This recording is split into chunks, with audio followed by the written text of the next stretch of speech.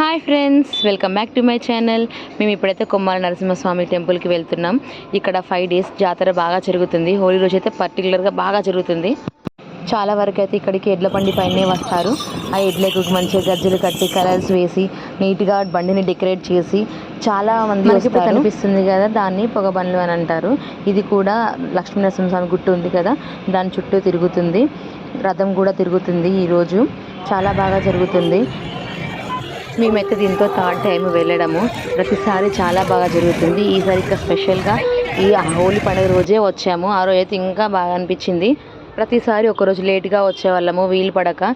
ఈరోజు అయితే హోలీ పండుగ రోజే వచ్చాము. ప్రతిసారి కంటే ఈసారి బాగా అనిపించింది. ఎడ్ల బండ్లు, డీజేస్ చాలా బాగా అనిపించింది.